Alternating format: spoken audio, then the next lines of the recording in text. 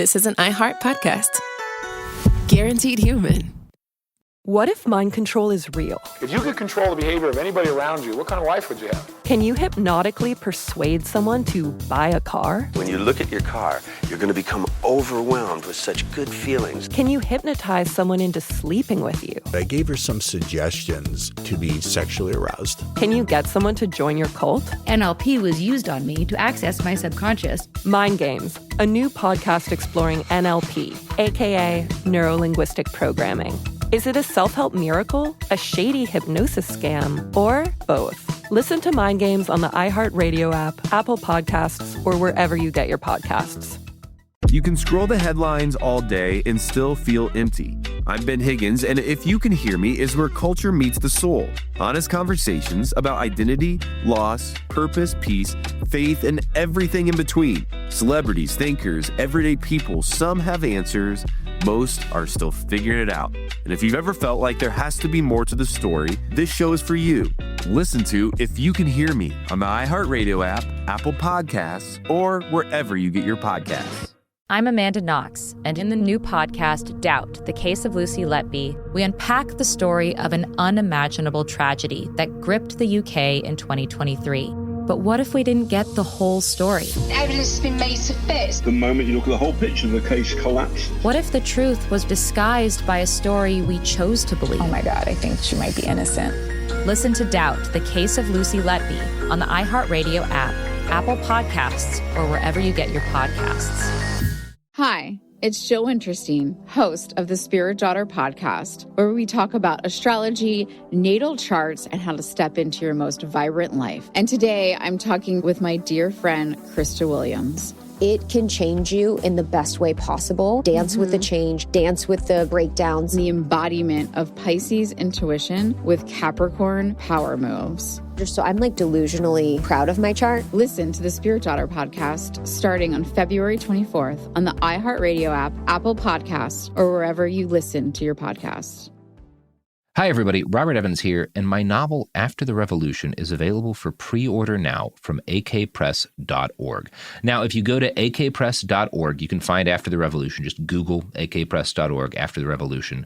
You'll find a list of participating indie bookstores selling my book, and if you pre-order now from either of these independent bookstores or from AK Press, you'll get a custom signed copy of the book, which I think is pretty cool. You can also pre-order it in physical or in Kindle form from Amazon or pretty much wherever books are sold. So please Google AK Press After the Revolution or find an indie bookstore in your area and pre-order it. You'll get a signed copy and you'll make me very happy.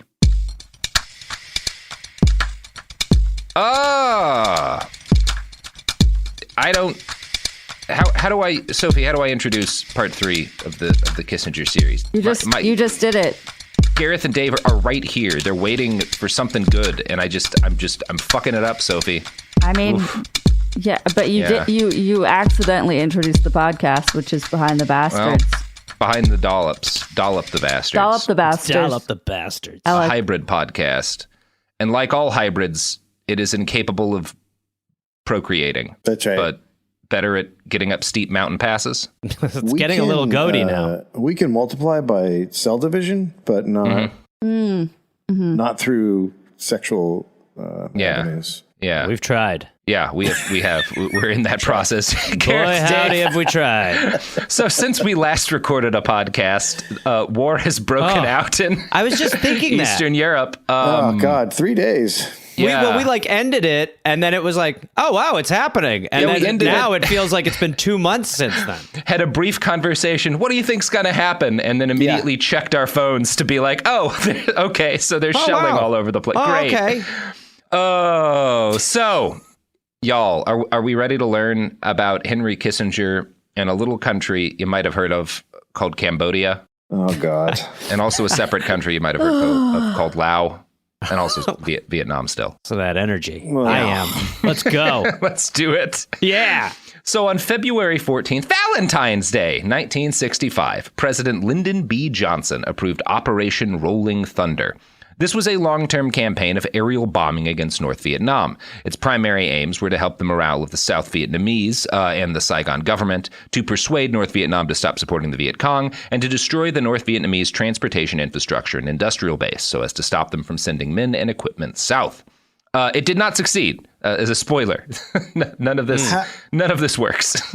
It's just amazing that you have all this firepower, you have all these planes, and really you're talking about destroying railroads and shipping stuff. And underground tunnels too. This is the Ho Chi Minh Trail, you know? Yeah. I mean, is that what we're talking about, the Ho Chi Minh Trail? Yes.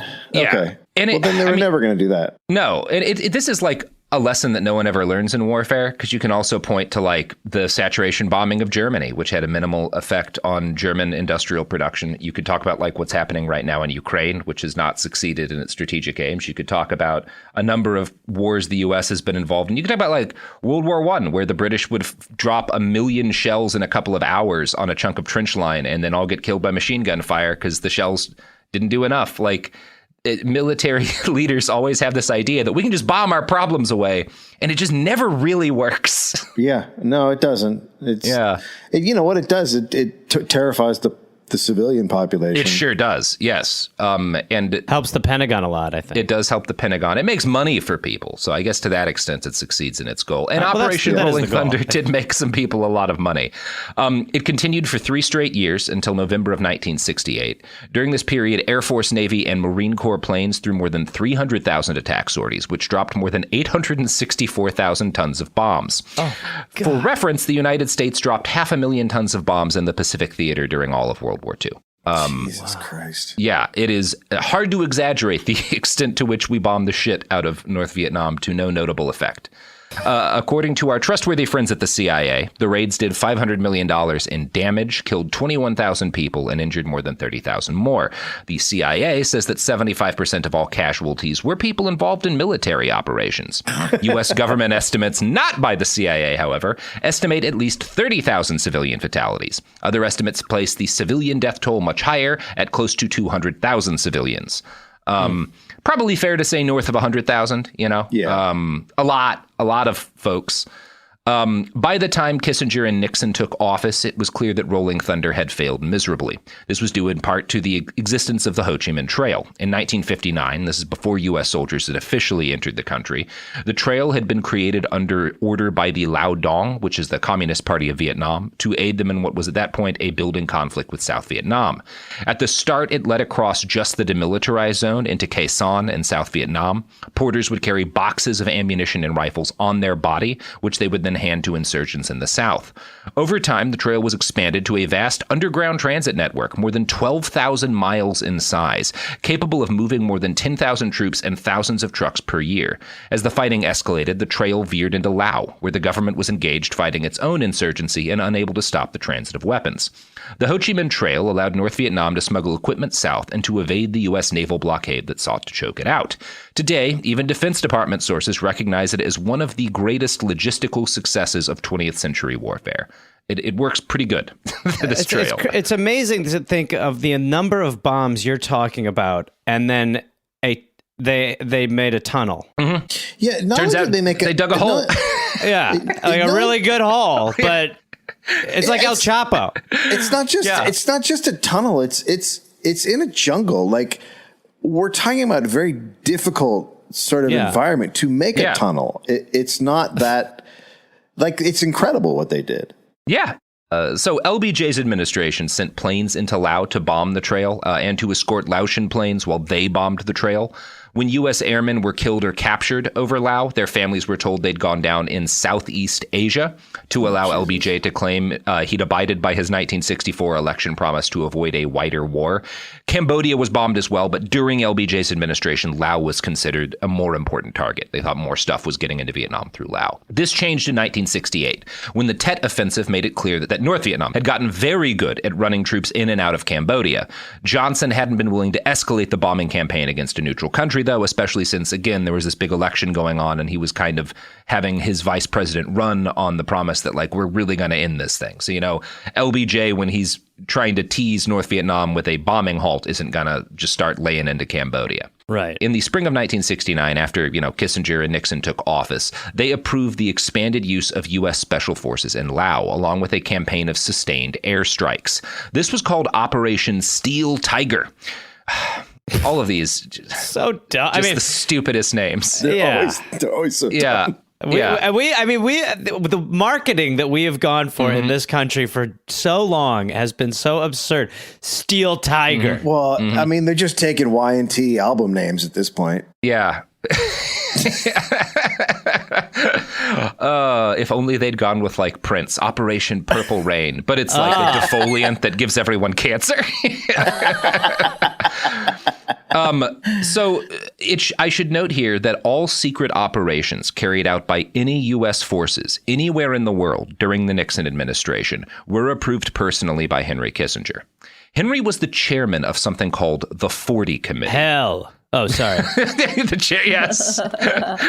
This was a semi-secret body that had been set up to provide management and oversight to CIA covert operations. The committee was made up of members of the National Security Council. They concerned themselves regularly with the question of how to stop weapons from flowing into Vietnam.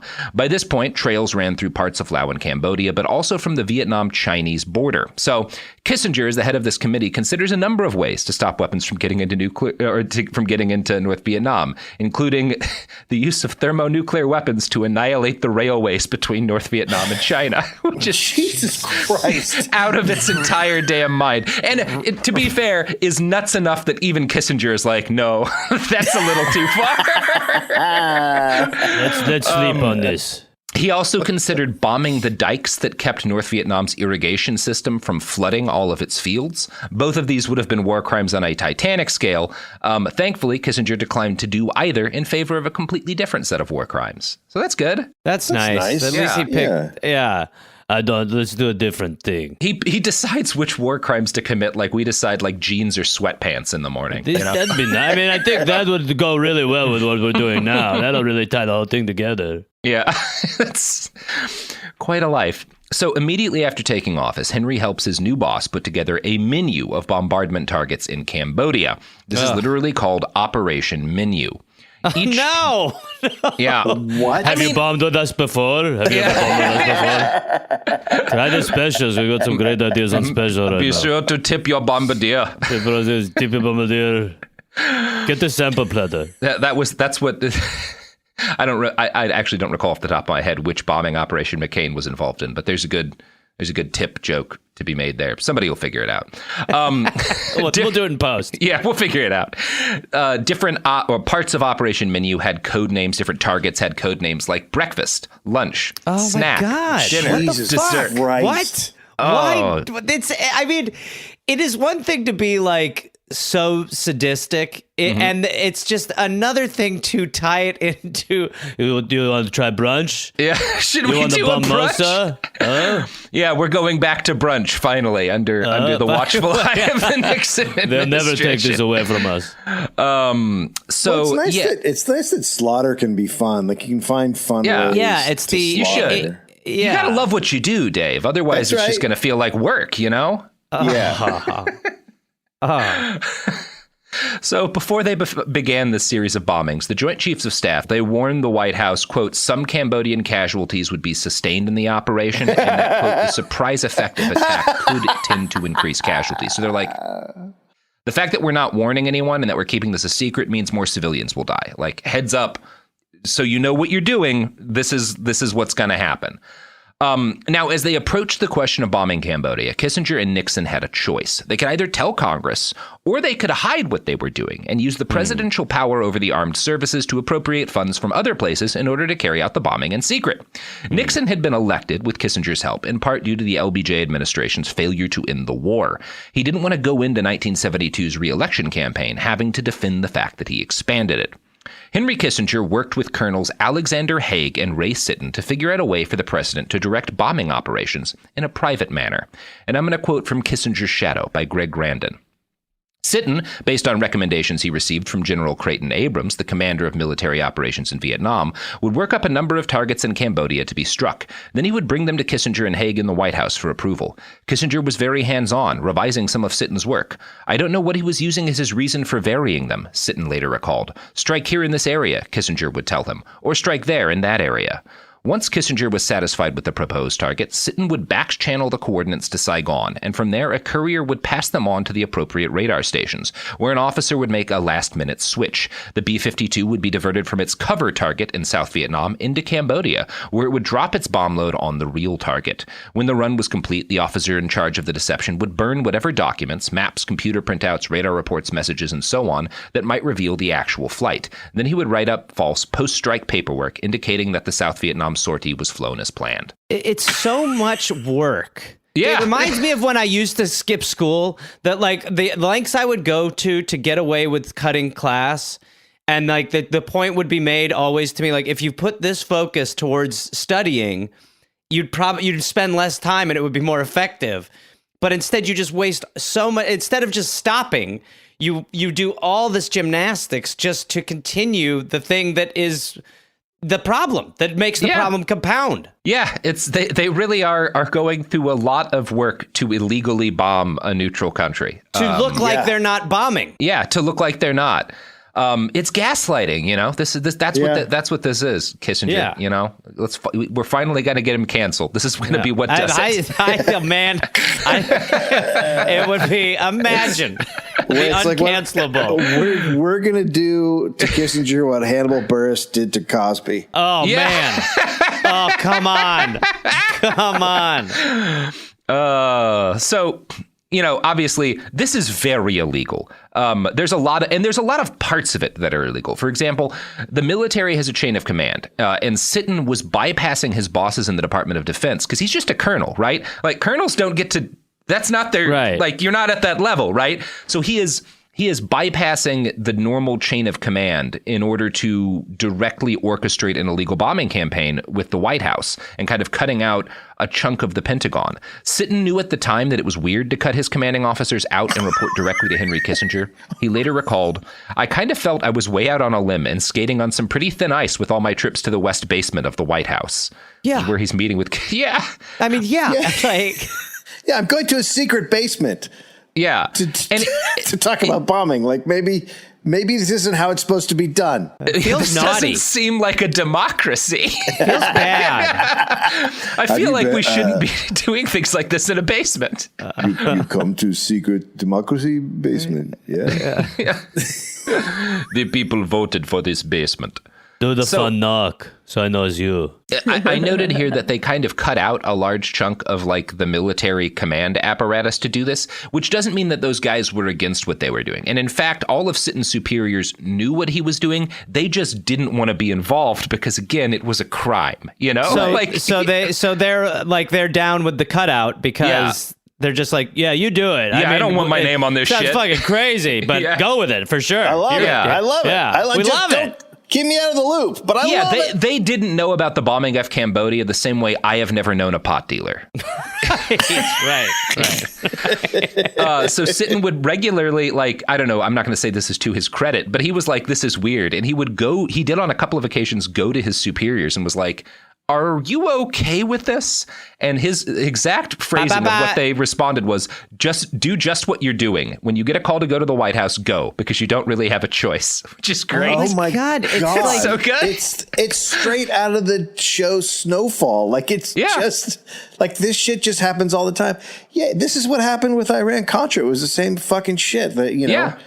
Yeah. It's all crimes. And it's worth noting that, like, the United States is going to war with a neutral country in secret under the personal direction of a guy who several months ago had been a Harvard professor. Like, Kissinger is not even a year distant from being a fucking teacher. And now he is orchestrating a secret war in Cambodia. I mean, I love the beginning thing where you said there's like a guy whose job it is to pick targets, and he's picking targets, and Kissinger's just taking the maps and going, no, I like this bomb here. Like, just totally random. He doesn't have any fucking idea what he's doing. He's just like, that hill looks like it should go away.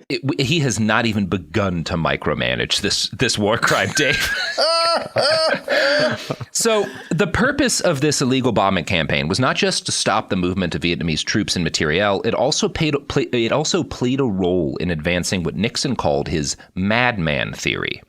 Now, the president had shared this with close confidants prior to the 1968 election. He told his future chief of staff that, in order to negotiate an end to the war with favorable terms, he felt he had to make the North Vietnamese, quote, believe I've reached a point where I might do anything to stop the war. We'll just slip the word to them that, for God's sake, you know Nixon is obsessed about communists. We can't restrain him when he's angry, and he has his hand on the nuclear button. And Ho Chi Minh himself will be in Paris in 2 days begging for peace. Which is like the idea someone's like, so you want us to try to convey that you're crazy? Okay, that seems... I think it's coming across, sir, honestly. Yeah. I think that's already that's baked into this whole thing a little bit. It's also very funny that, like, they are trying to scare Ho Chi Minh, who at this point is fighting his second winning war against a major world power with, like, a very, very small number of people. You know, North Vietnam, not a big country compared to, say, the French imperial forces or the United States. He's not you're not going to scare Ho Chi Minh, right? He's not a guy who gets spooked. Yeah. No, it's over. That's just absolutely not happening at this point. Yeah. Now, Kissinger either believed in his boss's plan or understood that he had to play along.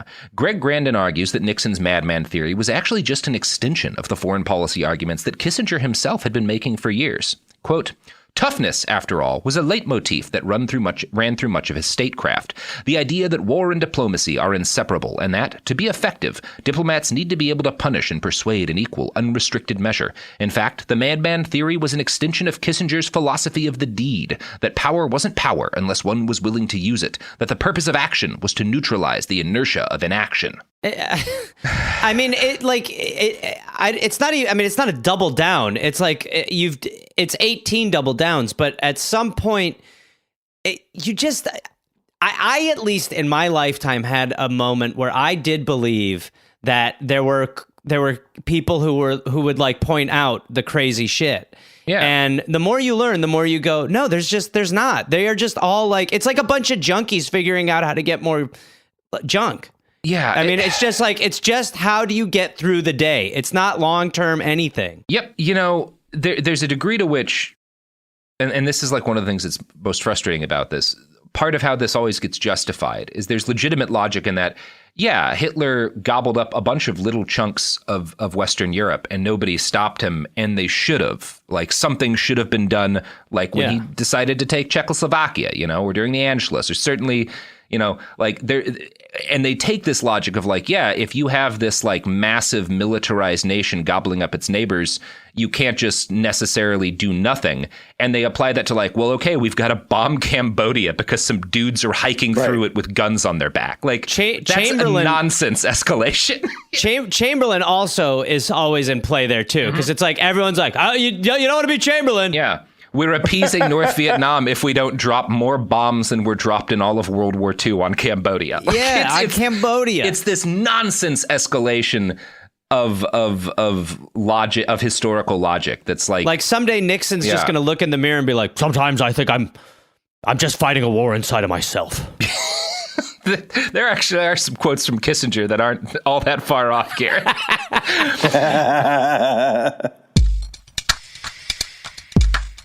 Hi, this is Jo Winterstein, host of the Spirit Daughter podcast, where we talk about astrology, natal charts, and how to step into your most vibrant life. And I just sat down with a Minnie Driver. The Irish traveller said when I was 16, you're going to have a terrible time with men.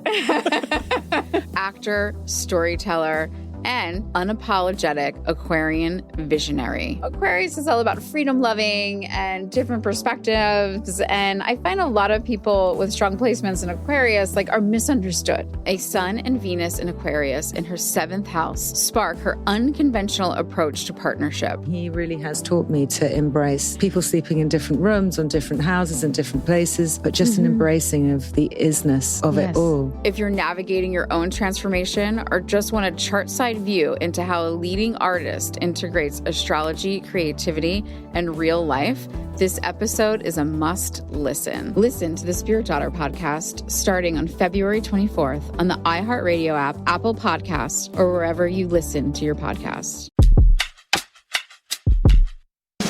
What do you do when the headlines don't explain what's happening inside of you? I'm Ben Higgins, and If You Can Hear Me is where culture meets the soul, a place for real conversation.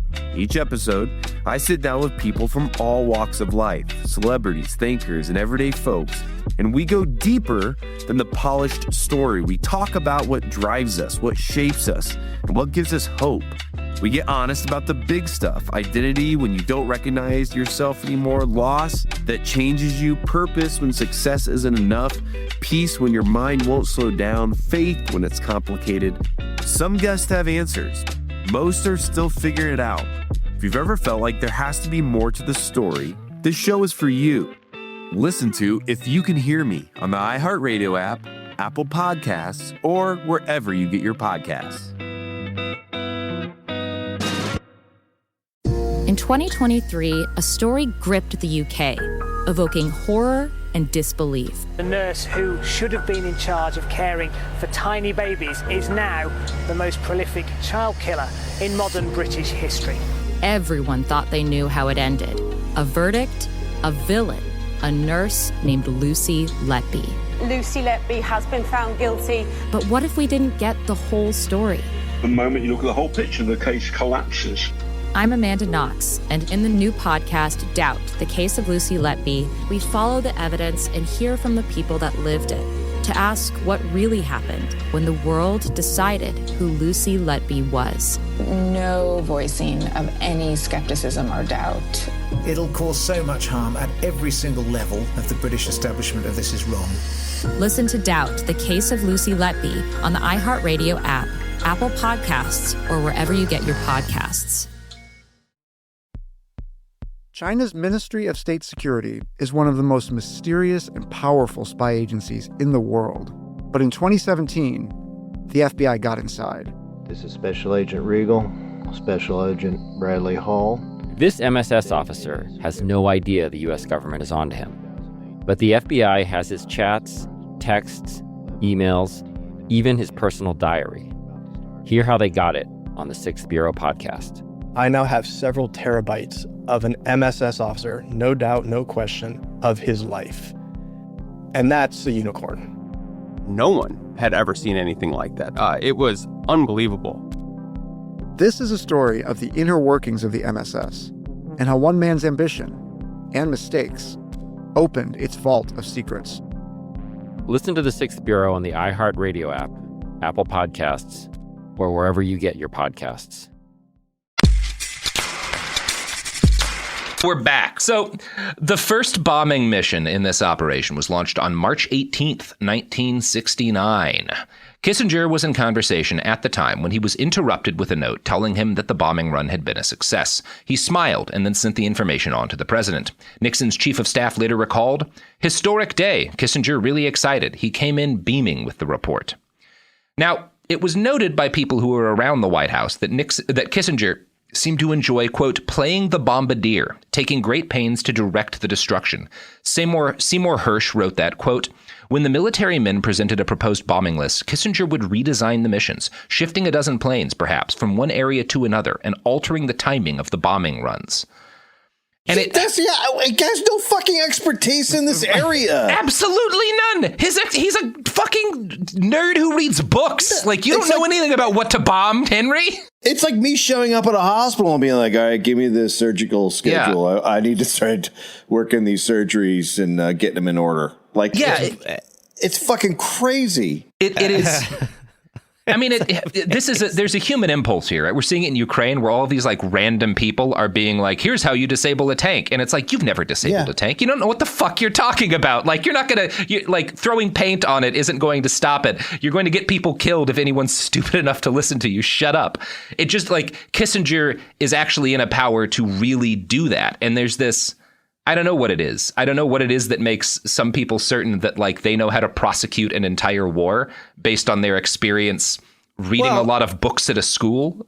And there's it doesn't sound like there's anybody who's going like, well, that doesn't make any sense. Is this out of its mind? Yeah. Right? Yeah. So it's just like it is. It's just people being like, okay, sure. Because there's a lot, obviously, the unrestricted drone warfare that escalated during the Obama administration and continued at an even higher pace under Trump is indefensible morally.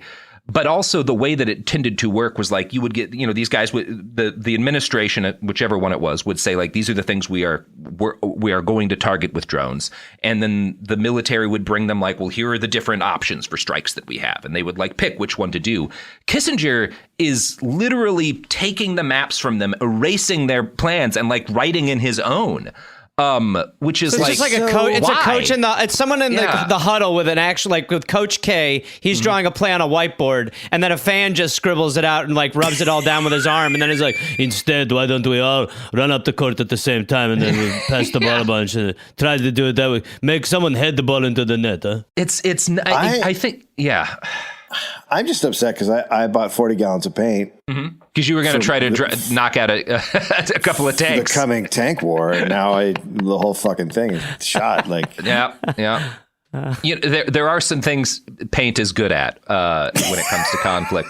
There were some very funny moments in one of the big chud fights we had up in Portland where kids filled a fire extinguisher with paint and like ruined thousands of dollars in tactical gear. That was nice. That was good. Wow. Yes. Look, that's not to say that amateurs never have good ideas, but they were not amateurs at that point, though. Those kids had been fighting those Proud Boys for a minute.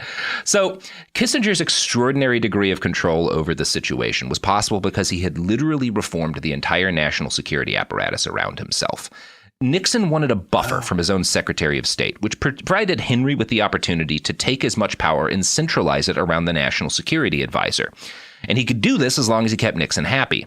Under Kissinger, the National Security Council, which he headed, became the center of U.S. foreign policy. A massive bureaucracy fed piles of information, embassy cables, intelligence reports, etc., straight to Henry Kissinger.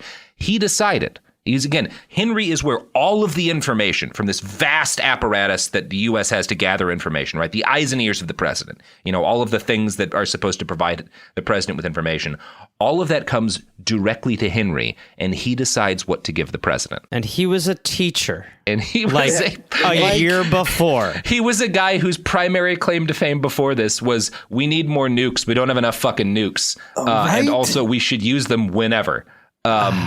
I was just watching, there's a great documentary called Command and Control that's about a nuclear disaster in the U.S. in 1980 that nearly killed half of the people on the East Coast that enough folks don't know about.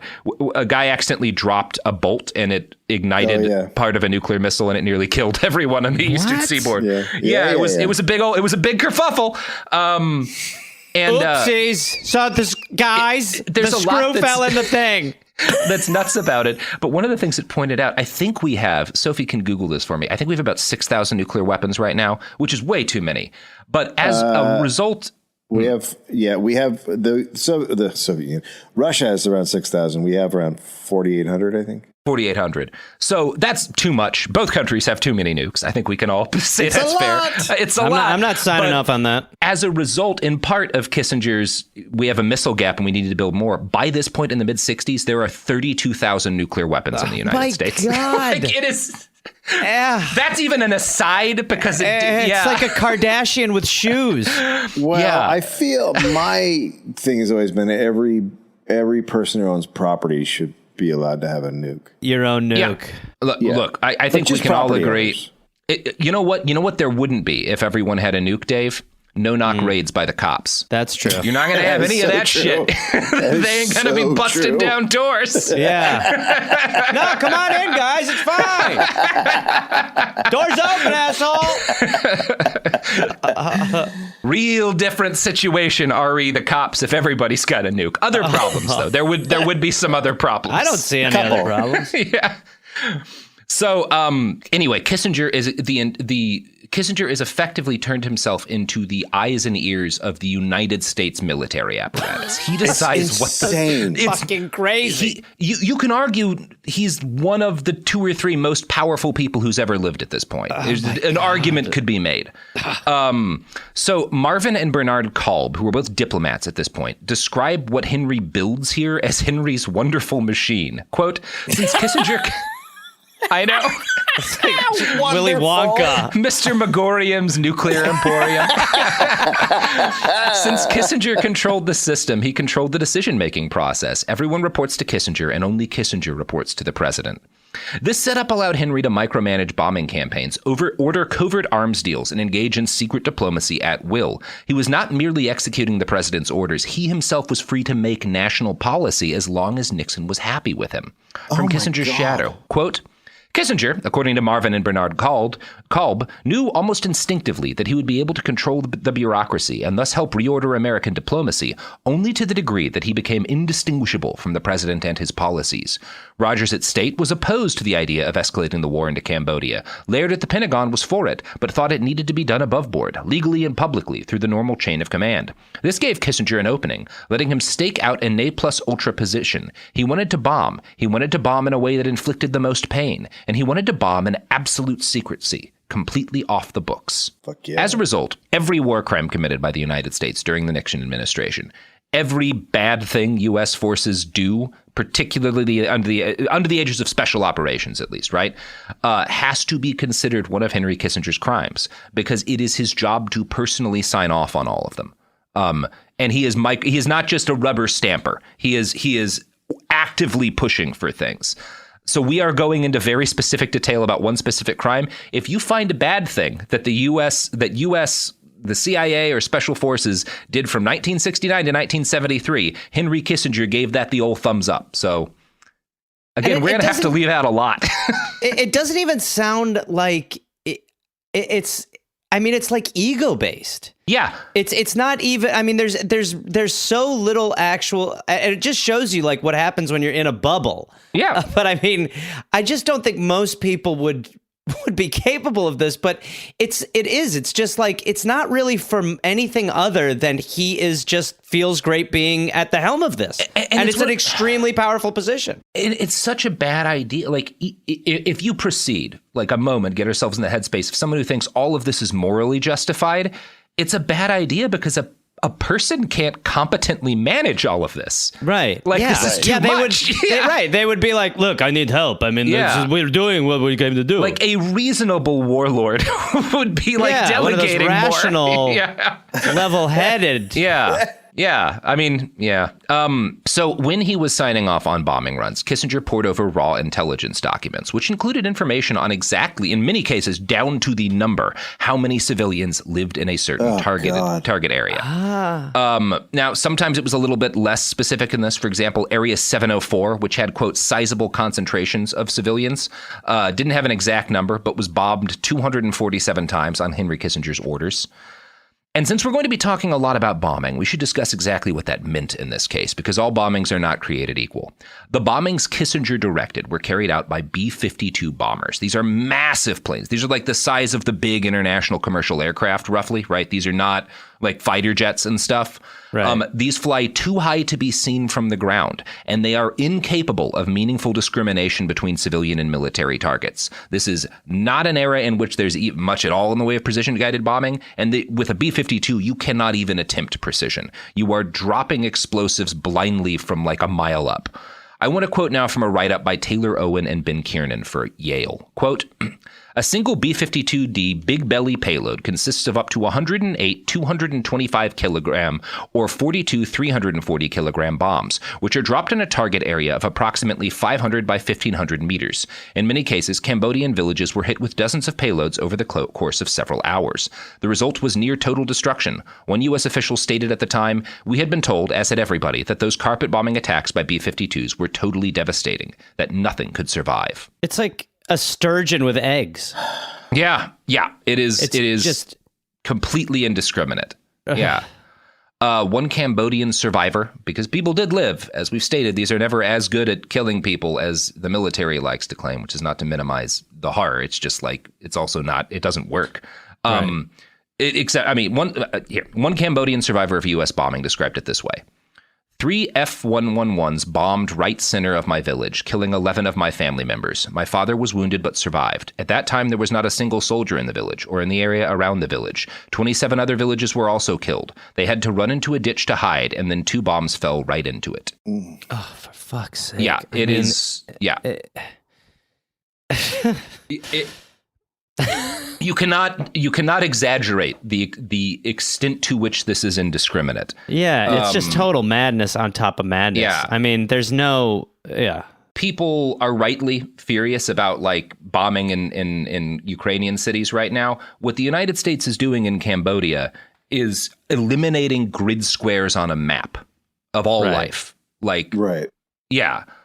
Which is a country that has nothing to fucking do. Yeah, some dudes are walking through it, you know? Like, it's cop logic where, like, well, a guy who stole a car was seen in this neighborhood, so we had to shoot someone we saw in the window of their house, you know? Like, it's that kind of shit. Which I guess it makes sense that cops act the way they do, because this has always been the way people with guns and power act everywhere through all time. Yeah. So that's good. Yeah. Yeah. So the ostensible purpose of all this carnage was to put an end to North Vietnam's ability to wage war. But a huge factor for both Kissinger and Nixon, even larger than any actual like impact on the war itself, was to preserve their personal power. Right after the bombing of Cambodia began, Nixon sent Kissinger to talk with the Soviet ambassador, a fellow named Dobrynin. In Henry Kissinger and American Power, Thomas Schwartz writes, quote, Kissinger put forth a straightforward domestic political account for Nixon's motivation and thinking, noting that Nixon is not seeking a military victory, but he cannot go down in American history as the first U.S. president to have lost a war in which the U.S. participated. I mean, the honest, like, you'd think you'd at least lie about it. No. Just oh my God. Look, it's murdering, democide is one thing, Gareth, but dishonesty to your friends? It's disgusting. I feel like a parent. Look, the Soviet ambassador is someone Kissinger drinks with, you know? Yeah, He's not going to lie to him. Exactly. I mean, I would love to see a version where he just keep up an appearance. Look, Nixon hates losing. That's what this is about. We can't take the L. People. Yeah, So between March of 1969 and May of 1970, more than 3,630 raids were flown across the Cambodian border. Each was approved personally by Henry Kissinger. The New York Times broke this story to the American public for the first time in May of 1969. So that's pretty good, right? Like, the New York Times actually is pretty quick on this and reveals what has happened. This prompts protests and international outcry. That's one of the frustrating things about the New York Times, because there's a million things to be angry at them all the time. And then it's like, oh, and they also were the first people to reveal this horrific crime against humanity. Because there are these bright spots where you're like, oh, you fuckers. Well, it's like a broken clock, though. It's, you know, every now and then. It's like a broken clock, but when it's right, it's about like the massacre of civilians on an industrial scale. But also when it's wrong, it's about the massacre of civilians on an industrial scale. So mixed bag. So there's immediately protest and international outcry. Armed students seize a building at Cornell University, which is very based. Students at Kissinger's own Harvard engage in a 2-week strike. Ever PR savvy, Kissinger agreed to meet with student protesters in order to prop up his image among liberals. He told them, if you come back in a year and things haven't changed, we won't have a morally defensible position. So like, hey, you know, I know it's all fucked up. I've got to fix this whole messed up. It's been going on for years. You know, I'm working on it. If you come back in a year and I find out who's behind this, I will figure it out. When I figure out once I find out who's the problem, there's a cog in here. Give me 1 year to kill all the babies. And it also shows how fucking crazy you are. Like, if you're doing this, you know, you'd be like, look, hide me. I do not want to talk to... The fact that he's like, I'll meet with them. It's he like... knows he can make it work. Yeah. Get me out in front of this. Get me out in front of it. I'll just tell them what's up. Like, look, we got to kill people for like a year. Let's see how it goes. Give me a year. I'm going to bomb the shit out of just villages and shit and kill a bunch of babies and ladies. You have no idea how many babies. It's just nice. Nice to be back at Harvard. Look at the campus. You guys really changed a couple of things, huh? You guys are just like, oh, I heard something bad. We're just getting started. By the way, give me a year is an amazing thing to say when it's on this level. Look, if this is happening in the year, we'll revisit. It's like, no, not a year. You don't get to revisit this. You know what we should revisit? We should revisit where we are in the story after this break. Yeah, let's revisit the sponsors of this show. You know who else? Need a year to keep killing? Yeah, look, if has not stopped the carpet bombing of Cambodia in a year, then you can cancel your subscription, you know? By the way, that's menus. Those are menu options. Speaking of it's very much like, it's very much like a White House visit with a hello. What do you want to make, a quesadilla, or do you want to do this chickpea salad? What do you have to? There's options. You want to do a flatbread, margarita style?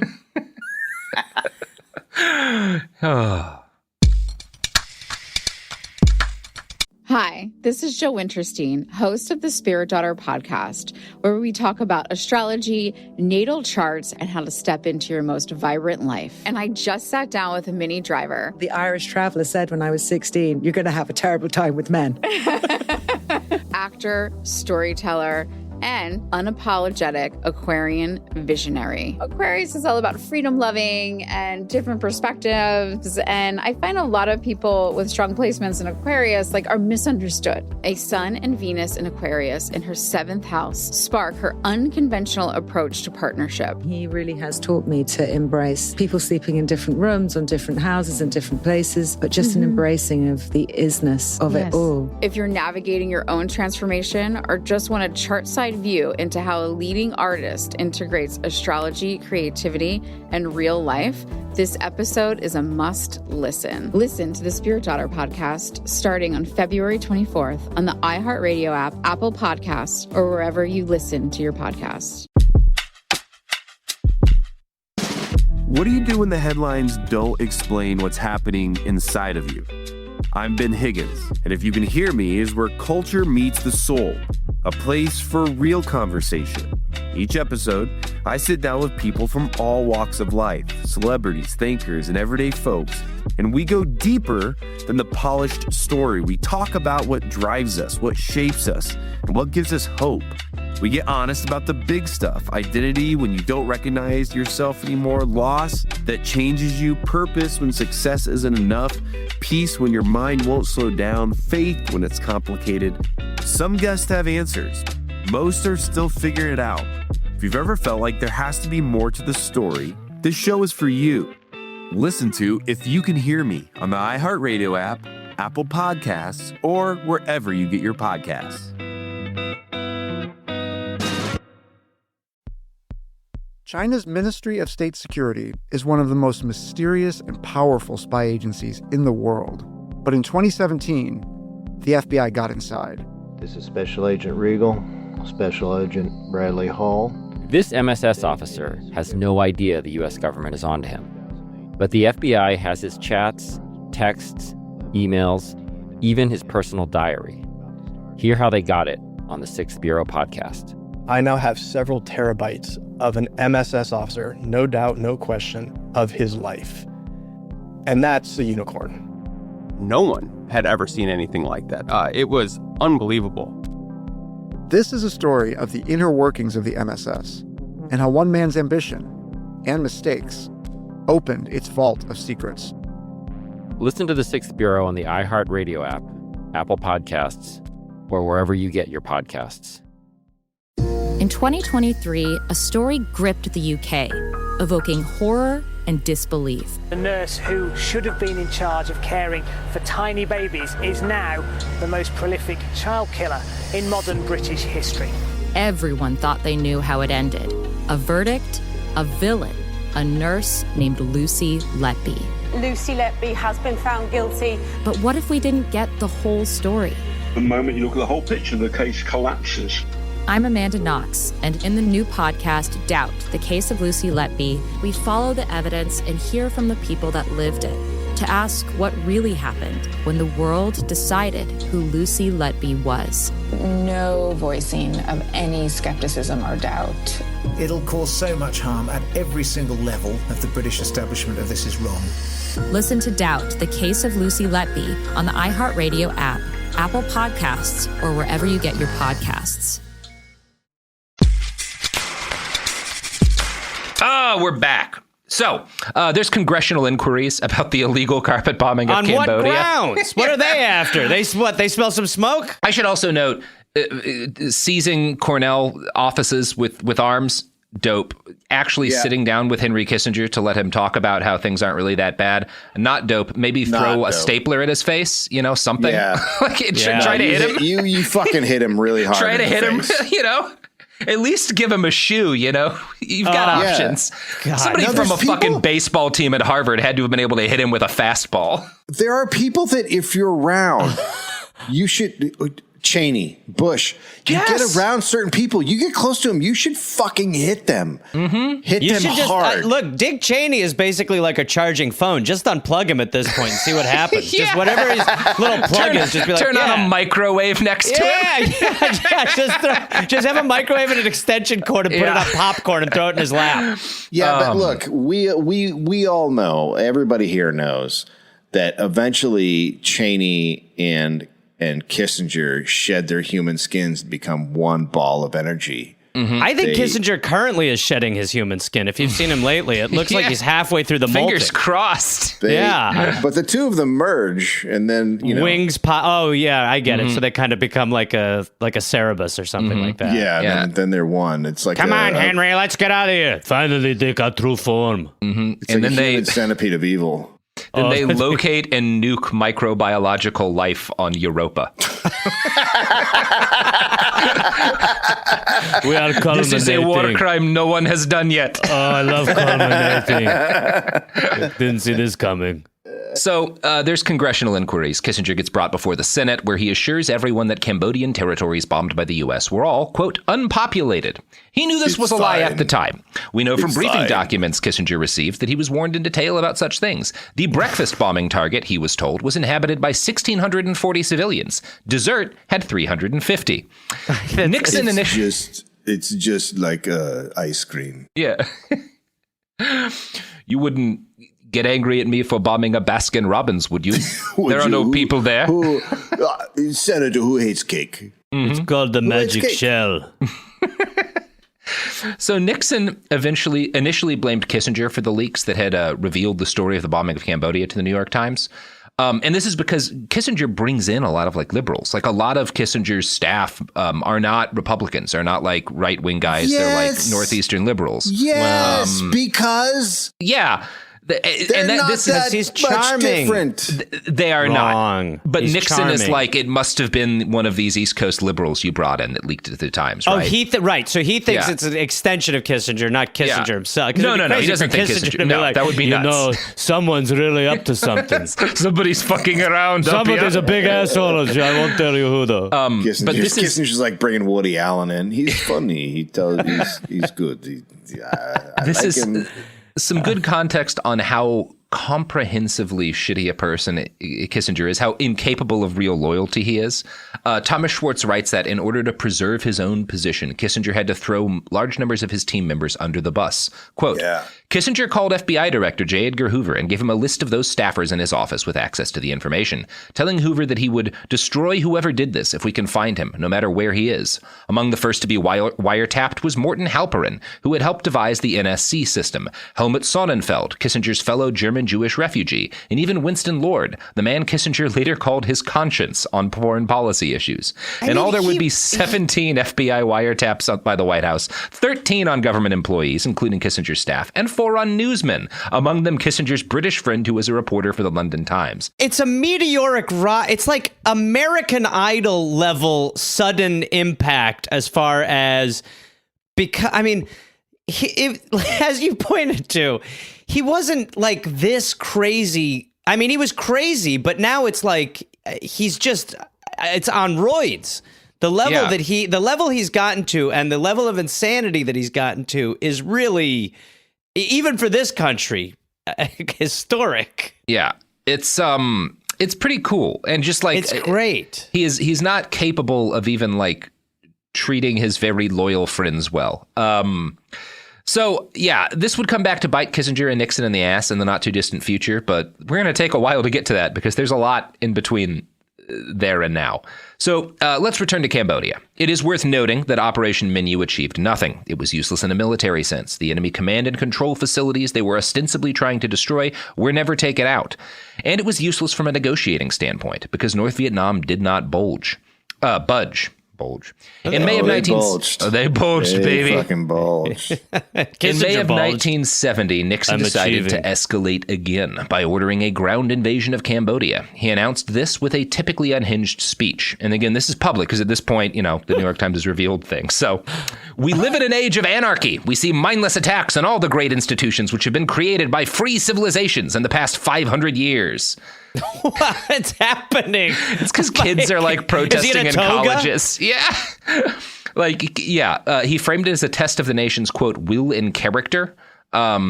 Seriously, he's right. When one of his staff members, when Kissinger's staff members balked at plans to illegally invade Cambodia with ground troops, Henry told him, quote, your views represent the cowardice of the Eastern establishment. This staff member, William Watts, tried to physically attack Henry Kissinger, who hid behind his desk. It's just like if he was only able to just kill him. Imagine the ripple. If only there'd been a sharper letter opener on the desk. Yeah, if he could have just penned and put it like a pen through his neck. Yeah. It's very funny that Kissinger did at some point have to hide behind a desk to stop his own staff from assaulting him. So strong, bombing everywhere, and then he's hiding under his desk. All right, relax. So this staff member, Watts resigns right after this. And when staff member Anthony Lake echoes Watts's concerns, Kissinger, presumably still hiding behind his desk, calls Lake not manly enough to do what was necessary. And so Lake resigns too. Yeah. Bold words from hiding behind a desk. Yeah, big tough guy. 4 days after Nixon's speech announcing the invasion of Cambodia, 4 students were shot dead at Kent State during a protest over the invasion. 9 more were wounded. 2 weeks later, at Jackson State, police shot into a crowd of black students protesting the war. 2 were killed and 12 wounded. The invasion prompted some of the first consequences, and only consequences, Kissinger ever faced. Stern rebukes from fancy academics he respected. A group of them, men who had often acted as his brain trust and advised him and other presidential advisors on issues, marched into his office after the invasion. One of the men, Thomas Schelling, opened by saying that he supposed he should explain who they were. Kissinger responded with confusion that, I know who you are. You're all good friends from Harvard. Next, from Niall Ferguson's Kissinger, no, said Schelling, we're a group of people who have completely lost confidence in the ability of the White House to conduct our foreign policy, and we have come to tell you so. We are no longer at your disposal as personal advisors. Each of them then proceeded to berate him, taking 5 minutes apiece. Now, is he under the desk at this point? It's like that scene from Rudy when they all hand in their uniform to get Rudy to play. It's like that. This whole story's like Rudy. If you have oh God, what's his fucking name? I'm spacing the West Wing motherfucker. Aaron Sorkin. Aaron Sorkin. If Aaron Sorkin's writing that, motherfucker, that is the best description of him. If Aaron Sorkin is writing this is like the heroic moment where like the conscience of like the American ruling class like comes in and is like, this is not right, Henry, and really that's bullshit. That's not what's happening. And Ferguson goes on to note that these guys were kind of full of shit. They are all Washington insiders. They have Schelling advised LBJ to massively escalate violence throughout the war in Vietnam. Ferguson continues, and this is his explanation of what they were really doing. Quote, for these men, publicly breaking with Kissinger, with journalists briefed in advance about the breach, was a form of self-exculpation, not to say an insurance policy as student radicals back on the Harvard campus ran riot. When Neustadt told the Crimson, I think it's safe to say we're afraid, he did not specify of what. Others were more candid. As Schelling put it, if Cambodia succeeds, it will be a disaster, not just because my Harvard office may be burned down when I get home, but it will even be a disaster in the administration's own terms. So it's amazing. For fuck's sake. Yeah. I mean, honestly, that's what this happens on the Dollop a lot, where I'm like, all right, we got a hero. And then immediately I'm like, more villains. God damn it. I mean, to the extent that there's some heroes, the kids on these campuses who are actually like lighting buildings on fire and destroying things, they do make Henry Kissinger and his academic friends afraid and uncomfortable briefly, which is more than anyone else does. Yeah. And this would kind of be the last time that that even happens, really, right? That like that people in that level of power do feel any sort of like threat from the regular folk. Yeah, credit where it's due. They are the only people that I'm aware of who made Henry Kissinger briefly feel something that vaguely resembles shame. So emotion. Yeah, good like seriously, good work. Yeah. But of course, that doesn't stop anything. Obviously, no he's got many desks. Yeah. So Cambodia falls into chaos as a result of as most places would when bombed on this level, right? Yeah. Hard to maintain a state with this level of things exploding. It is unclear precisely how many people die in Operation Menu, the subsequent invasion of Cambodia, and the bombing campaigns that followed. The low estimate is 50,000. The high estimates are 150 to 200,000. 30 to 50,000 Laotians die in the bombing campaign, which makes the sparsely populated nation the most densely bombed place on Earth. 30% of these bombs failed to detonate, and in the years since the bombing, another 20,000 people have died. From the estimated 80 million bombs left in the soil, 40% of the victims are children. One aid worker said of the situation, "There are parts of Laos where there is literally no free space. There are no areas that have not been bombed. And when you are in the villages now, you still see the evidence of that. You see the bomb craters. You still see an unbelievable amount of metal and wreckage and unexploded ordnance just lying around in villages, and it's still injuring and killing people today." What a legacy. Now, if any of this concerned Nixon and Kissinger, they did not show it. I would like to just throw out there that I do feel that gardening should be more dangerous. So yes, and nobody's in disagreement about that. And we have enough bombs in this country to make gardening a lot more dangerous. And we should. Dangerous. Yeah. That is my 24. Earn your fucking beans. If there's not a 1 in 3 chance digging up a potato loses you a goddamn arm, you're not really a gardener. So how are the tomatoes? Ken's dead. Ken died. If any of this concerned Nixon and Kissinger, we have no evidence of it. We know that in 1972, Nixon asked, "How many did we kill in Laos?" And the press secretary, Ron Ziegler, responded with a guess, maybe 10,000, 15. Kissinger agreed. In the Laotian thing, we killed about 10, 15. This is how they talk about. It's the showcase showdown. 3 to 5 9/11s worth of people. I mean, it's the way you talk about. Like, how many, did you get like 1 bag of grapes or 2? I got 2 bags of grapes. Oh, what's the cover fee to get into that concert? It's like $10 or $15. You know, yeah. Except for they're just complete and total fucking psychopaths, and they're off by a half at least. You know, it's hard to get accurate. You know, death tolls here.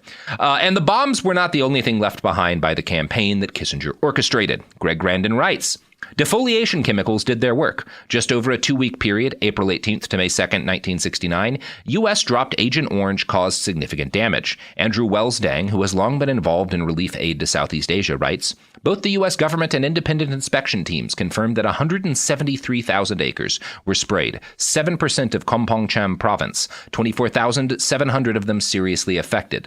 The rubber plantations totaled approximately 1/3 of Cambodia's total and represented a loss of 12% of the country's export earnings. Washington agreed to pay over $12 million in reparations, but Kissinger tried to defer the payment to fiscal year 1972, when the money could be paid without a special request that would have revealed U.S. cross-border activity. Every effort," Kissinger wrote, "should be made to avoid the necessity for a special budgetary request to provide funds to pay this claim." Oh my God! Look, we're gonna give you the money. You're gonna get the money. You're gonna get the money. It's just gonna take a while. I just need to. It's like a tax thing. I need to move some stuff around. But you're gonna get it. It's fine. Let's just keep it on the DL. You know what I mean? Yeah, the Secret Service wasn't calling Trump Agent Orange, by the way.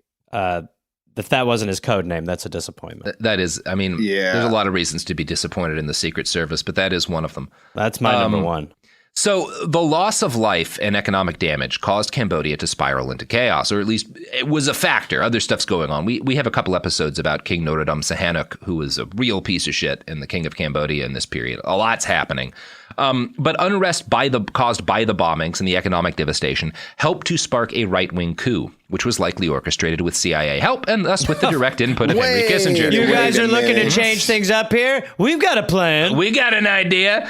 What's the matter? What happened? Someone bomb you? Well, why don't we provide some help? Yeah, exactly. And the coup, overthrows the king, who then starts backing the Khmer Rouge, who then win. They're great. Yeah, their counter-revolution against the right-wing coup, and this leads to the establishment of Pol Pot's Khmer Rouge government. Yay! Once the Rouge took over in 1975, Nixon had left office. Kissinger, though, was still in power. In November of 1975, he told Thailand's foreign minister, "You should also tell the Cambodians that we will be friends with them. They are murderous thugs, but we won't let that stand in our way. We are prepared to improve relations with them." We get it. We get it. Kissinger... They're my people. We're murderous thugs. I get it. Murderous thugs. I'm all about murderous thugs. I think we could find common ground. This man wants to kill 1 million people. I think that is a cute start. Yeah, I call adorable. In 1988, when questioned on this, Kissinger explained that, quote, "The Thai and the Chinese did not want a Vietnamese-dominated Indochina. We didn't want the Vietnamese to dominate. I don't believe we did anything for Pol Pot, but I suspect we closed our eyes when some others did something for Pol Pot." Of course, the United States attempted at least to provide direct military aid to the Khmer Rouge in order to help them oppose Vietnam. And there's a lot of debate and uncertainty. It seems that very little, if any, actually made it to the Khmer, but this is primarily because of difficulty getting shit into Cambodia at this point in time. But it is fair to say that Kissinger and Nixon's actions were crucial in creating the circumstances that brought Pol Pot to power. And once he was in charge and massacring people, they tacitly supported his government because they thought it would stymie the Vietnamese.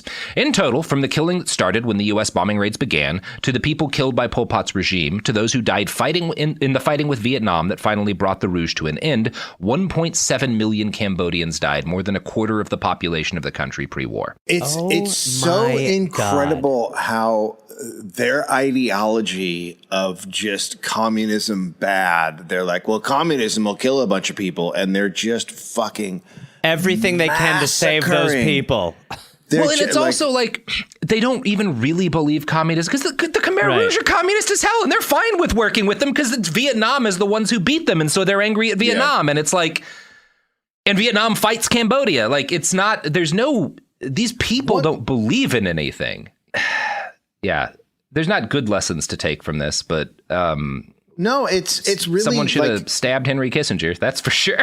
Oh, God, if that guy stabbed him.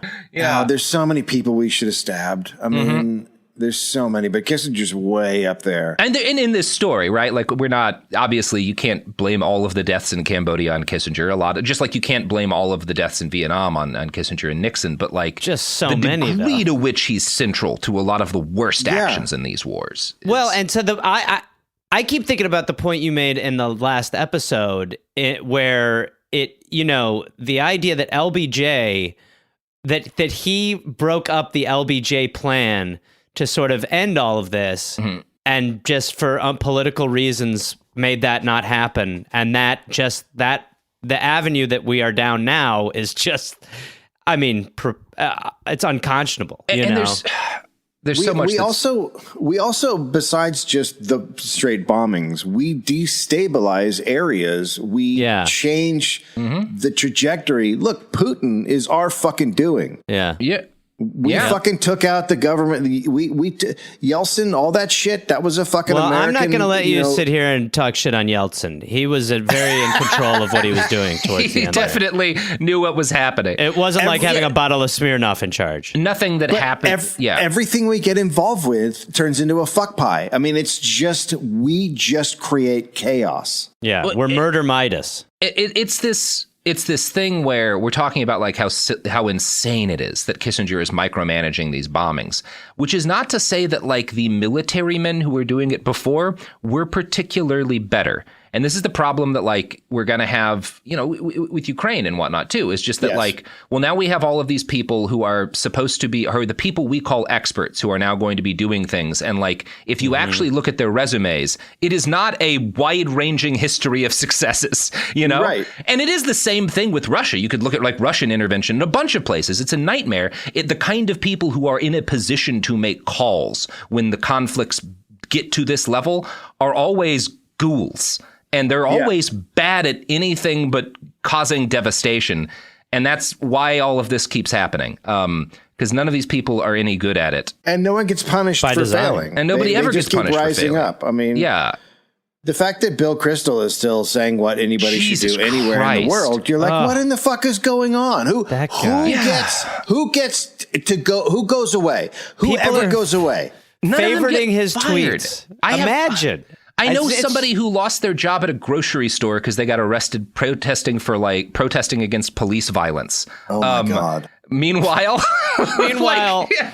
Bill Kristol's like a guest on media shows. Yeah, it's Bill. What do you think? Well, it's frustrating. Every now and then, far too seldom, you get a story like that billionaire Russian arms dealer whose yacht got partially sunk. But there's 3 of those stories for every 1,000 Kissingers. Yeah. And they don't ever mean anything because that guy can afford to fix his fucking yacht. So it's like when they were egging Bezos's boat when he was getting that bridge torn down. Yeah, you're like, this isn't sure, as satisfying as some people are paying. Yeah, it's like he's gonna have someone hose it down, and that's fine. Yeah, everybody, look, yachts burn. We know this. We've seen it. They burn. That's the thing. Yachts burn, and so do Bill's crystals. So I think it's like an attorney's. Actually, when you burn him, he just turns into a few crystals. So Greg Grandin, author of Kissinger's Shadow, sees the bombing campaign in Cambodia and Laos as the terminal phase in what he calls the crack-up of America's domestic consensus, which had begun under Johnson. Kissinger considered conditions in the country at the time of Kent State to be, quote, near Civil War conditions.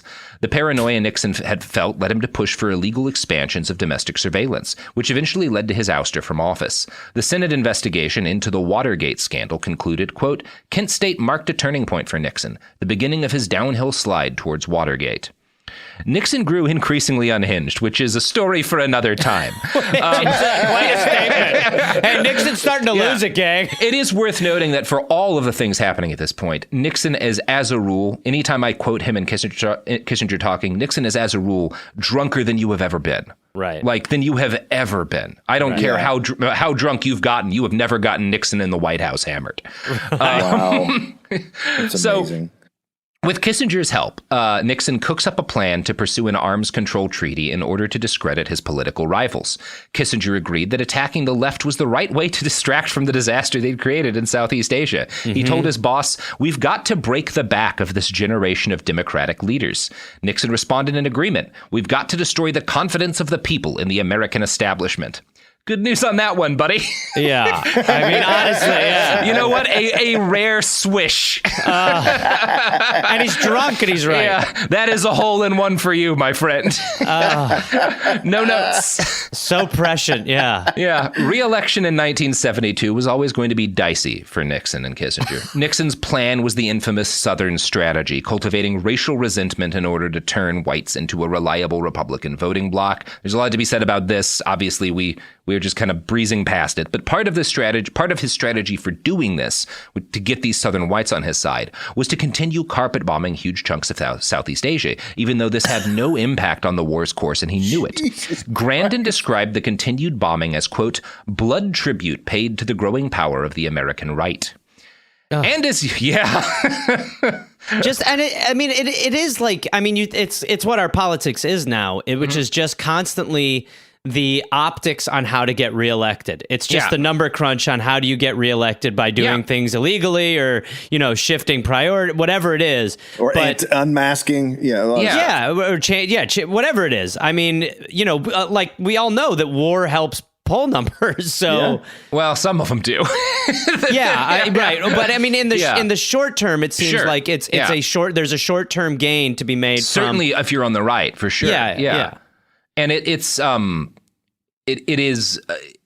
worth noting, because I always had this idea, even past the point where I stopped believing Henry Kissinger was a hero, that he was doing what he was doing in Southeast Asia because there were like very specific wonky things he believed about the conduct of the war and how to win it. Right. And he was just like willing to do these horrible things.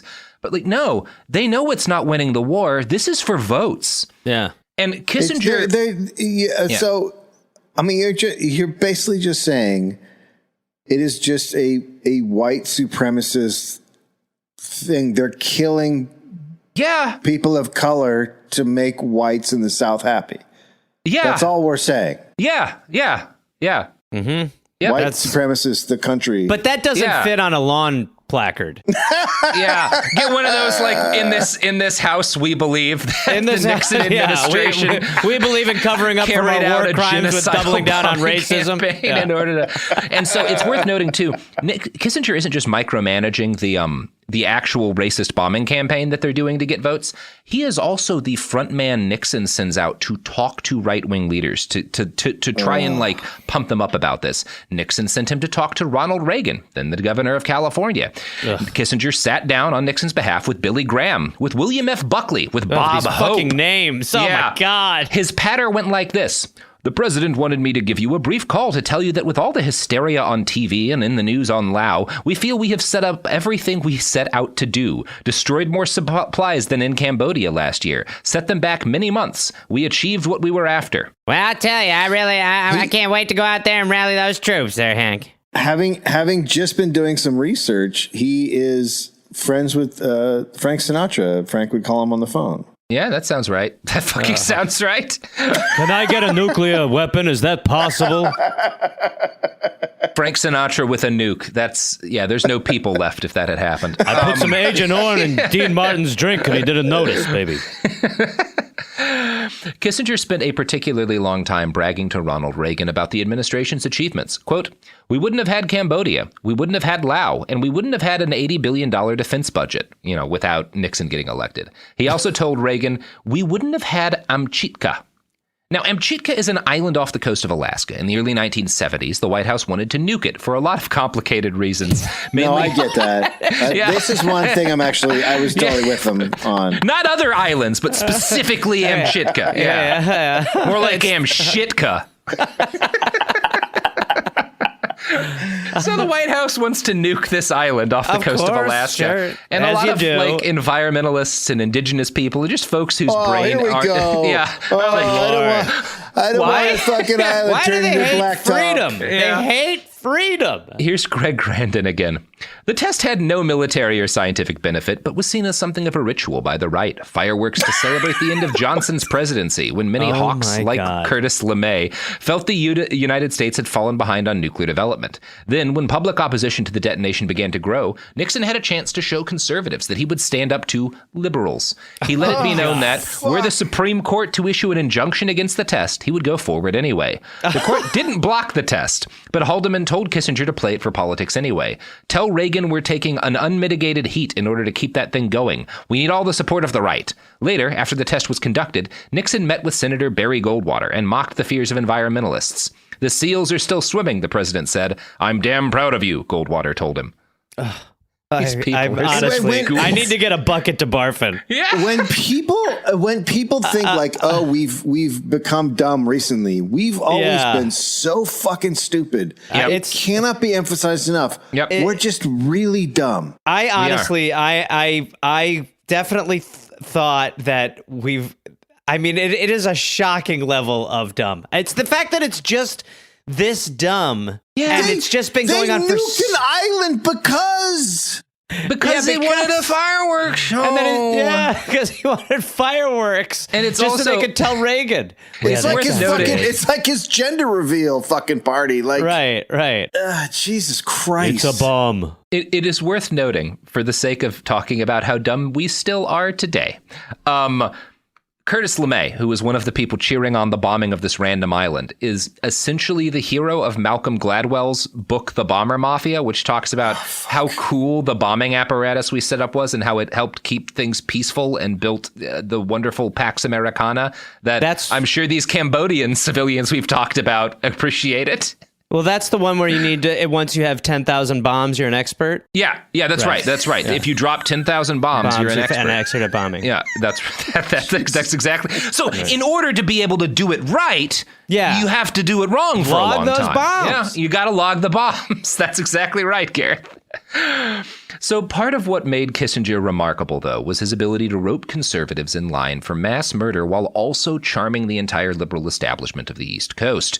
Nixon's chief of staff later recalled, "We knew Henry as the Hawk of Hawks in the Oval Office, but in the evenings, a magical transformation took place. Touching glasses at a party with his liberal friends, the belligerent Kissinger would suddenly become a dove, and the press, beguiled by Henry's charm and humor, bought it. They just couldn't believe that the intellectual, smiling, humorous Henry the K was a hawk like that bastard Nixon. It really is all about like if Donald Trump had talked like an Aaron Sorkin character and like quoted books that people don't read but know are smart books, he would have been the most popular president in a generation. Like, well, and I mean that'll happen.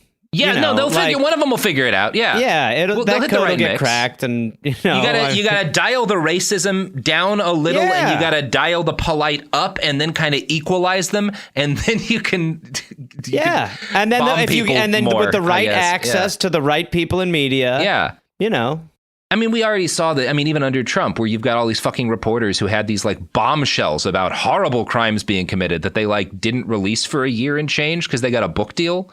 Yeah. Right. Yeah. I mean, John Bolton was basically just there to write a book. Yeah, everyone was. The whole administration was. Yeah. They're like fucking Navy SEALs with the books. So Kissinger's reputation was as a brilliant computer-brained policy wonk, but his success came from his charm. He was able to win reporters over with a mix of leaks and effusive praise for their work, something that made them feel like insiders and thus sympathetic. He had a regular series of lunches with Arthur Schlesinger, a liberal historian, whom he made sure to confidentially inform, quote, I have been thinking a lot about resignation after the invasion of Cambodia. Schlesinger was not privy to the information that proved Kissinger had planned the whole thing, so he believed Kissinger when Henry said that he'd only kept working for Nixon to prevent more damage to, quote, institutions of authority. Kissinger would warn his liberal friends that if he resigned, Spiro Agnew would run foreign policy. He was basically threatening, if I'm not here, the far right's going to be totally in power in foreign policy. I'm the only one keeping things from going crazy. It's like Sessions and with Trump. I mean, there are multiple people like that, but the amount of times that people will be like, oh, McMaster's, these are the good guys inside of the, Look, I hate this too, as he's drawing on a map where to annihilate. Yeah. Right, yeah. And it works. It always works. And it works. And it works over and over and over again. As a rule, if their job is to be a journalist who spends their time face-to-face with powerful people, they're bad at their job. As a rule. Every now and then you get an exception, but as a rule. No, it's like when Chomsky points out to that reporter that why he's sitting in that seat. Yeah. And you get the odd people who are willing to like report on the Pentagon Papers or whatever. And like or the Afghanistan Papers with the Washington Post, not to downplay the fact that there are people in those institutions who do damning reports on power, but also the level of complicity within the broader media apparatus means that even when you get a damning report on, for example, the war in Afghanistan, which the Washington Post, if you've read that, it's utterly damning. It didn't do anything. Doesn't matter. Yeah. Like doesn't stop anything. They're very, I mean, and the reason why people do it less and less is because you're attacked. So, I mean, it works. The public attacks discredit you, and then you are what you are. You no longer get access to that information. Yeah, it's great. So a good example of how Kissinger used his charm is a speech he gave at MIT in January of 1971. He started off by feigning a confidential air and telling the students that Nixon had not been his, quote, first choice, but that in time he'd come to see the bombing of Cambodia as the only, quote, sensible path towards Vietnamization. Vietnamization is like the process of the U.S. getting out and South Vietnam taking over, right? That's the big buzzword Nixon and Kissinger are using. When one student asked him what it would take to make him resign from the Nixon administration, Kissinger said he wouldn't, quote, unless gas chambers were set up or some horrendous moral outrage. What? Wait, what is it? What does that mean exactly? He wouldn't get out unless Nixon was setting up gas chambers. I mean, what the fuck? The dude who said like his childhood, his childhood didn't affect him in any way. Yeah, outrageous. And it's confidence. The student, and it's interesting because then the student who asked this question of Kissinger later realized, like, is there really a difference between forcing people into a gas chamber and incinerating them from the sky with a bombing campaign? I guess not. But at the moment, this doesn't really occur to him. And at the moment, he writes, quote, he had sounded so sincere, so sympathetic, so much one of us. And I'll blame the journalists. Like, I'm not going to blame a student for falling for Henry because, like, he's essentially still a child. Mm-hmm. And Henry Kissinger is the most powerful man in the world. Of course, he's good at talking circles around these fucking kids. The week after that speech, Kissinger and Nixon sent ground troops into Laos after another massive round of aerial bombardment. This involved 17,000 South Vietnamese troops supported by U.S. air power. It was a catastrophe. 8,000 South Vietnamese soldiers were killed or wounded. The United States lost 215 men. Nixon considered it a victory because it played well with conservatives. When the media... my fucking God. And he's drunk. Christ. And he's drunk. Yeah, he is. And he is. Hey, that's pretty good, isn't it? That's not too bad, huh? He just pounded back an entire bottle of vodka before saying that. When the media savaged Laos as a pointless bloodbath, Kissinger ran to his boss and complained about vicious coverage, saying, if Britain had press like this in World War II, they would have quit in 42. Both Kissinger and Nixon saw Laos as a win because it benefited their domestic chances of re-election. As Nixon told his right-hand man, the main thing, Henry, on Laos, I don't care what happens there. It's a win, see? Oh, a win, see? So he's a little gangstery. That's right, Henry, it's a win, see? It's incredible. Dirty coppers. Oh, and as the re-election campaign churned forward, Kissinger was about to help his boss engineer another win. And this one, boy howdy, you think we've seen a body count so far. Oh my God, what the fuck? I'm still mourning that island off of Alaska. So now they're in sweeps. Yeah, now they're hitting sweeps. And if you think hundreds of thousands of Cambodian dead plus aiding in the deaths of another million or so was bad, it's really bad. It's a historic crime, but also Henry Kissinger's just getting started. So we're going to talk about that in part 4. Baby. You guys want to plug anything? My ears. Just death. I remember when I did an episode on our podcast about Tim Leary, and there's a lot of the Nixon Law and Order president stuff in there, and how drunk he was, but also his lunch every day was pineapple circles with cottage cheese in the middle, and so that was his daily drunk lunch. And then there's the one night where he's starting to feel the heat. Well, maybe I don't know if he'll get into that. Well, he goes out hammered with his valet, and he goes and talks to some of the people protesting him. And like he wakes one of these guys up, and he's like, "You really think I'm a bad guy?" And the guy's just like, "What the fuck is going on right now?" Like, is it Nixon? Drunk Nixon out cruising. Yeah, well, we as you know, look, it sounds like the world loves America after hearing some of this stuff. So we will be going to Australia on a tour. You can go to dolloppodcast.com for those tour dates. We'll be touring America. And even if we do badly, we won't bomb as hard as Kissinger and Nixon. Yeah, I mean, it would be hard to. It would be pretty tough to bomb on that level. I honestly, we still have a lot of bombs. I don't know if we have enough bombs to bomb that hard anymore. I don't think so. I honestly think we could pull our pants down and fight with our penises, and still people be like, it's not I've heard of worse bombings. I have seen a couple of cities leveled by American bombs at this point, and it's still not as much as fucking Laos got bombed. It's Jesus Christ. He cannot process it. And so many bombs. Well, I'm on the road too. Go to GarethReynolds.com for tour dates. Yeah. But feels wrong to do that. It's a hard promotion. Well, it's gross. I will put in a plug for the concept of death, because as long as men die, there's all of these ghouls eventually had to face the end of everything in the same way that those people in Cambodia did. And one day it will come for Henry Kissinger, and he will be frightened and alone and left with nothing but his I feel like he bombed the Reaper. I mean, he is the level of melting. I mean, he is. I hope he dies. I hope he shits himself and then slowly dies over 8 hours. Yes.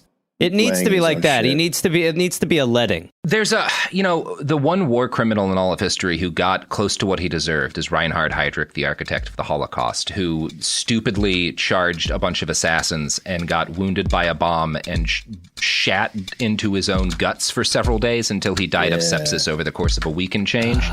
That's the kind of death. That's war porn. And not just Kissinger. There's like 30 people we've named in this story who deserve that kind of death, right? There's a lot of folks. I mean, Pol Pot died old and relatively, unpunished. Most of them do. Not all. That would be great to hear a judge sentence Kissinger to that. Like, it would I be sentence dope. you to shitting in your own guts for about a week after a bomb disembowels you. That's the right punishment for this kind of stuff. All right. Woo. Yeah. Hi, everybody. Robert Evans here, and my novel, After the Revolution, is available for pre-order now from akpress.org. Now, if you go to akpress.org, you can find After the Revolution. Just Google akpress.org, After the Revolution. You'll find a list of participating indie bookstores selling my book, and if you pre-order now from either of these independent bookstores or from AK Press, you'll get a custom signed copy of the book, which I think is pretty cool. You can also pre-order it in physical or in Kindle form from Amazon or pretty much wherever books are sold. So please Google AK Press After the Revolution or find an indie bookstore in your area and pre-order it. You'll get a signed copy and you'll make me very happy. What if mind control is real? If you could control the behavior of anybody around you, what kind of life would you have? Can you hypnotically persuade someone to buy a car? When you look at your car, you're going to become overwhelmed with such good feelings. Can you hypnotize someone into sleeping with you? I gave her some suggestions to be sexually aroused. Can you get someone to join your cult? NLP was used on me to access my subconscious. Mind Games, a new podcast exploring NLP, aka Neuro-Linguistic Programming. Is it a self-help miracle, a shady hypnosis scam, or both? Listen to Mind Games on the iHeartRadio app, Apple Podcasts, or wherever you get your podcasts. You can scroll the headlines all day and still feel empty. I'm Ben Higgins, and If You Can Hear Me is where culture meets the soul. Honest conversations about identity, loss, purpose, peace, faith, and everything in between. Celebrities, thinkers, everyday people, some have answers, most are still figuring it out. And if you've ever felt like there has to be more to the story, this show is for you. Listen to If You Can Hear Me on the iHeartRadio app, Apple Podcasts, or wherever you get your podcasts. I'm Amanda Knox, and in the new podcast, Doubt, the Case of Lucy Letby, we unpack the story of an unimaginable tragedy that gripped the UK in 2023. But what if we didn't get the whole story? Evidence has been made to fit. The moment you look at the whole picture, the case collapses. What if the truth was disguised by a story we chose to believe? Oh my God, I think she might be innocent. Listen to Doubt, the Case of Lucy Letby on the iHeartRadio app, Apple Podcasts, or wherever you get your podcasts. Hi, it's Jill Winterstein, host of the Spirit Daughter podcast, where we talk about astrology, natal charts, and how to step into your most vibrant life. And today I'm talking with my dear friend, Krista Williams. It can change you in the best way possible. Dance with the change, dance with the breakdowns. The embodiment of Pisces intuition with Capricorn power moves. So I'm delusionally proud of my chart. Listen to the Spirit Daughter podcast starting on February 24th on the iHeartRadio app, Apple Podcasts, or wherever you listen to your podcasts. This is an iHeart podcast. Guaranteed Human.